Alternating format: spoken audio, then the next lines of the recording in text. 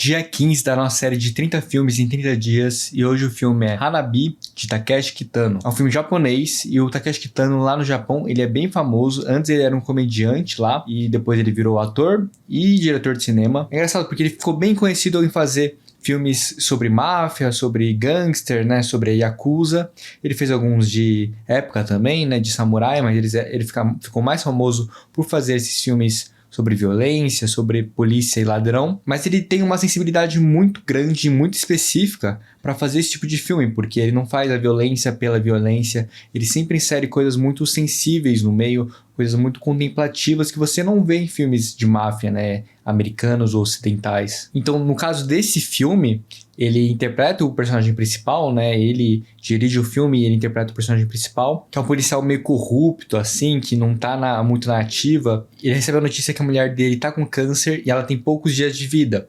Então, o que ele decide é fazer o que essa mulher quer, levar ela para as montanhas, levar ela para pescar, fazer tudo o que ela quer, e basicamente ele também não fala muito no filme. Ele ainda vai deixar um crédito imenso com a Yakuza, que eles começam a perseguir ele, só que ao mesmo tempo ele é meio implacável. Ele consegue matar todo mundo que tá no caminho dele, e ao mesmo tempo ele não fala muito, ele só vai tentar fazer esses últimos desejos da esposa, o que é bem bonito. Só que isso é contrastado com umas outras coisas que acontecem na trama, onde ele relembra de algumas coisas, de alguns traumas que aconteceram na carreira dele, né, que fizeram ele ficar um pouco renegado nessa parte do crime, né, nessa parte como policial. E ainda tem um amigo dele que acabou sendo atingido numa emboscada e agora vive recluso de cadeira de rodas e fica pensando toda hora em suicídio. Então tem toda essa melancolia durante o filme, mas ao mesmo tempo muita violência dentro dele. O que ele consegue fazer é meio que um milagre, assim, de conseguir equilibrar tudo, tanto nesse tom mais contemplativo, dos personagens parecem que meditam muito sobre as questões da vida, sobre o que estão fazendo, sobre as próprias carreiras, isso às vezes até de forma não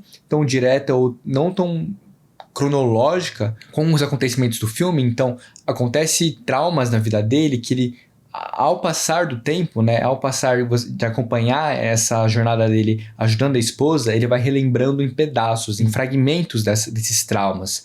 Então, às vezes é muito impactante, né, porque fica sempre nessa coisa um pouco mais quieta, mais contemplativa e meditativa, como eu já disse, e ao mesmo tempo cenas sangrentas, cenas dele matando sem dó as pessoas, o que faz o trabalho ser muito único e que me surpreendeu, porque os outros filmes que eu vi ele tinham uma pegada um pouco mais irônica e um pouco mais cômica, dessa parte dele tentar equilibrar o filme de crime com outros gêneros, como comédia, ou até tentar subverter de alguma forma o gênero do crime, né, do policial e ladrão. Mas aqui tem muito essa parte melancólica e psicológica sobre o que o personagem pensa sobre a carreira dele. Eu também penso até em comparação ao Irlandês, né, do Martin Scorsese. Penso que o terceiro ato do Irlandês, quando ele já tá de carreira de rodas, quando ele já tá naquela instituição, né, meio que naquele asilo, boa parte é chupada desse filme, não porque o personagem está muito velho, mas sobre como que o personagem pensa nas ações que ele fez para ele estar aí e como o personagem reflete sobre a vida dele. Ele não tem mágoas ou se recusa a pensar sobre a vida dele, mas ao mesmo tempo lida com a Yakuza, lida com essas questões difíceis de uma forma muito sensível.